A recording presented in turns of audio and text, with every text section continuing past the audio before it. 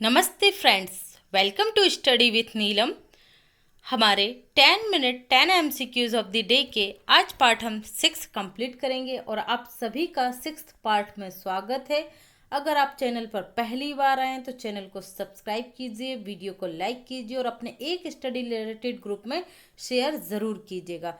Friends, मैं morning में ही current affairs का एक वीडियो अपलोड करती हूँ जो ज़्यादा इन्फॉर्मेटिव होता है। ओके, उसमें ज़्यादा इन्फॉर्मेशन कनेक्ट करके आपको पढ़ाई जाती है। जो लोग पहली बार देख रहे हैं वो उस वीडियो को भी ज़रूर देखें, वो भी आपके लिए इम्पॉर्टेंट है। और ये वीडियो भी आपके लिए इम्पॉर्टेंट है कि अगर आप डेली का जो पढ़ने के बाद अगर भूल जाते हैं तो आप इसे रिवाइज कर सकते हैं और आपको इसमें कुछ नए क्वेश्चन भी मिलते हैं जो मॉर्निंग वाले जो शिफ्ट होता है उसमें नहीं आते हैं। ओके फ्रेंड्स, तो ये सब आप लोगों के लिए ही है। सपोर्ट कीजिए, चैनल को सब्सक्राइब ज़रूर कीजिए। ओके, और अगर आपको इस चैनल की पीडीएफ फाइल चाहिए तो आप मेरा official Telegram channel study with Neelam join कर सकते हैं। तो हम शुरू करेंगे हमारा पहला क्वेश्चन। हाल ही में न्यायालय द्वारा मस्जिद में बदलने के फैसले से चर्चा में रहे हागिया सोफिया संग्रहालय कहाँ स्थित है? पहले ये क्या था? चर्च था, ठीक है? नहीं, सॉरी, पहले सबसे पहले ये एक मस्जिद था, मस्जिद से फिर चर्च बना, चर्च से फिर ये एक संग्रहालय बना। ओके, संग्रहालय से अब फिर 2020 में ये अपनी पुरानी स्थिति में, मतलब ये क्या बन गया है? फिर से एक मस्जिद बन गई है। हाल ही में तुर्की के न्यायालय ने ये फैसला दिया है। तो ये तुर्की में कहाँ स्थित है? तो ये तुर्की में इस्तांबुल में स्थित है। इस्तांबुल तुर्की का बहुत बड़ा शहर है और एक बहुत बड़ा बंदरगाह भी है, जैसे हमारे देश में मुंबई है। ओके, तो ये याद रखिएगा, इस्तांबुल में है हागिया सोफिया बंदरगाह। इससे रिलेटेड जो भी कुछ डिटेल थी जो आपको जानने के लिए अति आवश्यक थी वो मैंने मॉर्निंग वाले करंट अफेयर्स के वीडियो में शेयर कर दी थी। आप लोग वो वीडियो जरूर जाकर देखिएगा तो आपके सारे डाउट्स क्लियर हो जाएंगे। ओके फ्रेंड्स, बढ़ते हैं अगले क्वेश्चन की तरफ।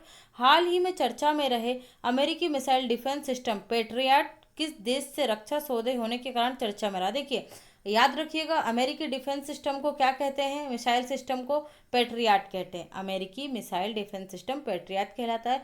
किस देश के साथ रक्षा समझौता किया है भारत ने? अभी सॉरी, अमेरिका ने किस देश के साथ किया है?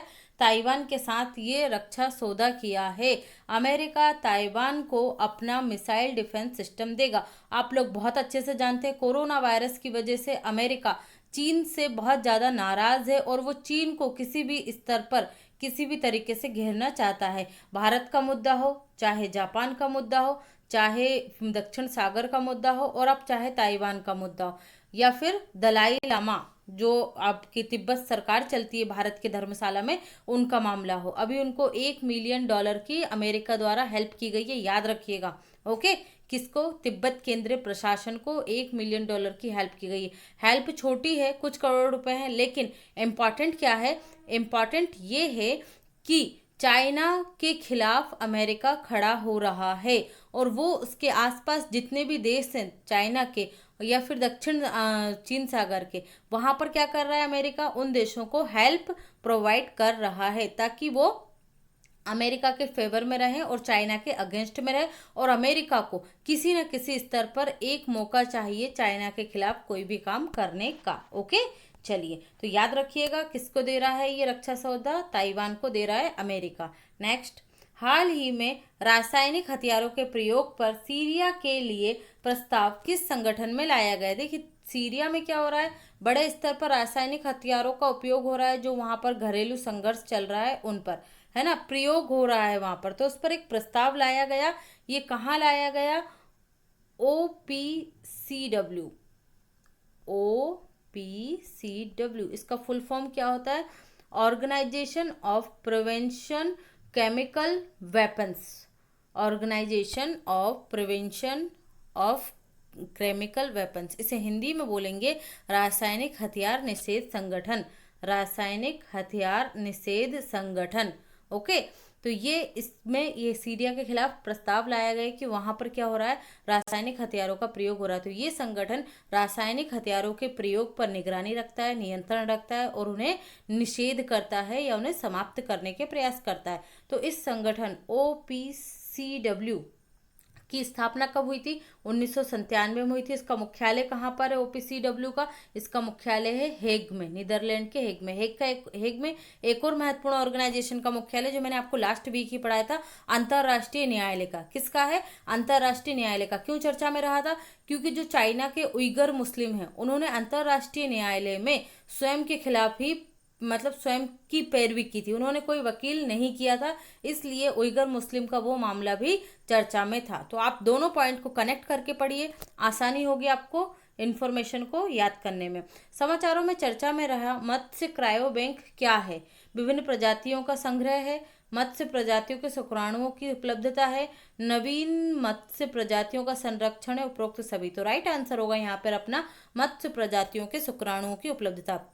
भारत सरकार द्वारा देश भर में चर्चा में रहे क्या? मत्स्य क्रायो बैंक क्यों स्थापित किए जा रहे हैं? कि जो मत्स्य प्रजातियां होती है उनके शुक्राणुओं की उपलब्धता सुनिश्चित करना, जिससे अच्छी प्रजाति के मछली उत्पादन किया जा सके और अधिक से अधिक मछली उत्पादन को या मत्स्य उत्पादन को बढ़ाया जा सके। हाल ही में जो डाटा आया है देश का, ठीक है, उसमें मत्स्य उत्पादन में, समुद्री मत्स्य उत्पादन में कौन सा राज्य प्रथम स्थान पर है? मैं यहाँ पर समुद्री मत्स्य उत्पादन की बात कर रही हूँ, तो पहले स्थान पर कौन सा है? तमिलनाडु है, याद रखिएगा। और विश्व में मत्स्य उत्पादन में प्रथम स्थान पर कौन सा देश है? तो चीन है। कौन सा देश है? चीन। दोनों फैक्ट याद रखिएगा। हाल ही में किस देश के वन्यजीव सर्वेक्षण में दुनिया का सबसे बड़ा कैमरा ट्रैप वन्यजीव सर्वेक्षण होने का Guinness book of world record बना है? ओके, कैमरे से ट्रैप करके वन्य जीवों का संरक्षण किया गया, ये पहला ऐसा केस था। तो कहाँ हुआ ये हुआ है भारत में बाघ सर्वेक्षण के समय। ओके, कैमरे से ट्रैपिंग की गई है और इसी में पूनम विधि को अपनाया गया है। पूनम विधि किसकी है? पूनम विधि याद रखना, बाघ सर्वेक्षण के लिए की जाती है, बाघों की गिनती के लिए की जाती है पूनम विधि। मैं आपको एक सेपरेट वीडियो बनाकर इसे समझा दूंगी। ओके फ्रेंड्स, देखिए यहाँ पर से अभी ये वाला फर्स्ट जो हमारा ऑप्शन है ये भी चर्चा में रहा था, बोत्सवाना हाथी सर्वेक्षण। बोत्सवाना में अभी लगभग 320 हाथियों की मौत हो गई है और इसका कोई अंदाजा नहीं है, किसी को पता नहीं है कि ये क्यों मर रहे हैं।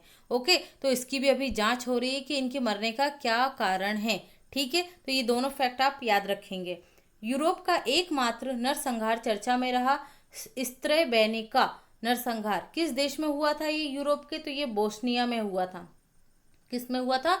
बोस्निया में। इसे क्या बोला जाता है? बोस्नियाई मुसलमानों का ये नरसंहार हुआ था। जो बोस्नियाई मुसलमान थे उनका नरसंहार हुआ था और ये हाल ही में चर्चा में इसलिए रहा क्योंकि इसकी 25वीं वर्षगांठ मनाई गई है।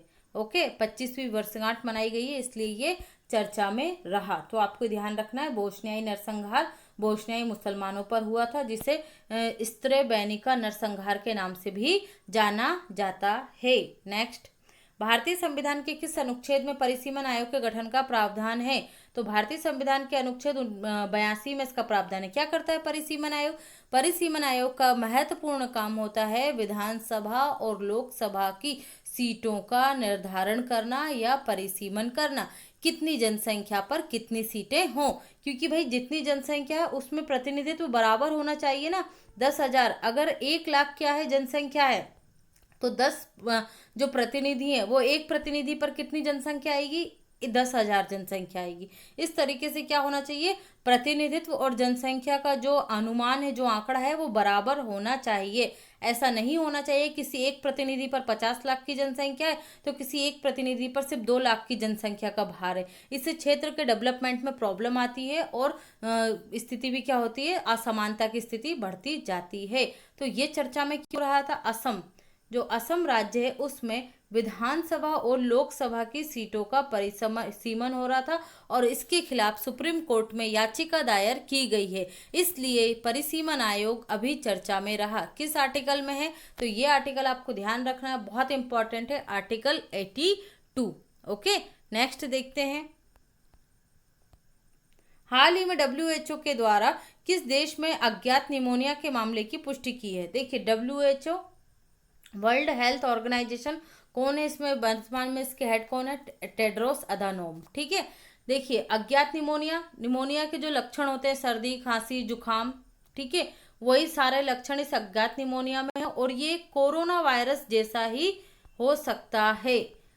अभी हाल ही में क्या आई थी न्यूज़ कि भाई जो कजाकिस्तान देश है, कजाकिस्तान में ये फैल रहा है और इससे लगभग 1800 लोग अभी प्रभावित हुए हैं मुख्य शहर में और 650 से अधिक लोगों की मृत्यु हो गई है। कोरोना वायरस से तो बचा जा सकता है, लेकिन इस अज्ञात निमोनिया से बचने की अभी कोई चांसेस या कोई विधि खोजी नहीं गई है और WHO द्वारा भी इसकी पुष्टि कर दी गई कि कोई अज्ञात निमोनिया है जो कजाकिस्तान में फैल रहा है। तो आपको ये ध्यान में रखना है। ओके, अज्ञात निमोनिया कहाँ खोजा गया? कजाकिस्तान में, और कोरोना वायरस जैसे ही लक्षण इसमें भी पाए जा रहे हैं। हाल ही में किस मध्य एशियाई देश में मंगल ग्रह के लिए मानव रहित प्रोब अल अलम भेजा जाएगा? देखिए, जो प्रोब है अल अमल, इससे मंगल ग्रह पर उतारा जाएगा। ये मानव रहित होगा, है ना, मानव नहीं होगा इसमें। तो ये किस देश द्वारा लॉन्च किया गया है? ये किया गया है संयुक्त अरब अमीरात के द्वारा। किस ग्रह पर भेजेंगे? ये मंगल ग्रह पर भेजेंगे। ओके, ये आपको याद रखना है। नेक्स्ट, हाल ही में सिंगापुर के प्रधानमंत्री कौन बन गए हैं? तो सिंगापुर के प्रधानमंत्री बन गए हैं या पुनर्निर्वाचित हो गए हैं ली सिएन लुंग। ली सिएन लुंग, ये भाई याद रखने की चीज इसलिए 2004 से 2020 तक ये कंटिन्यू सिंगापुर के प्रधानमंत्री हैं, 2004 से 2020 तक। ओके, हलीमा याकूब कौन है? हलीमा याकूब सिंगापुर की राष्ट्रपति हैं। कौन है? सिंगापुर की राष्ट्रपति हैं हलीमा याकूब। माइकल मार्टिन कौन है? ये आयरलैंड के प्रधानमंत्री बने हैं हाल ही में, तो इन्हें भी याद रखिएगा, आयरलैंड के प्रधानमंत्री। और गुडनी जोहानसन कौन है? ये आइसलैंड के राष्ट्रपति हैं, आइसलैंड के राष्ट्रपति। तो ये सारे फैक्ट आप यहाँ से याद रखेंगे। ओके फ्रेंड्स, तो ये था हमारा 10 मिनट 10 MCQs। कैसा लगा आप लोगों को कमेंट सेक्शन में ज़रूर बताइएगा। वीडियो को लाइक कीजिए, शेयर कीजिए, और इस वीडियो की PDF फाइल अगर आपको चाहिए तो आप मेरा Telegram channel study with Neelam join कर सकते हैं। Okay friends, thanks for watching this video.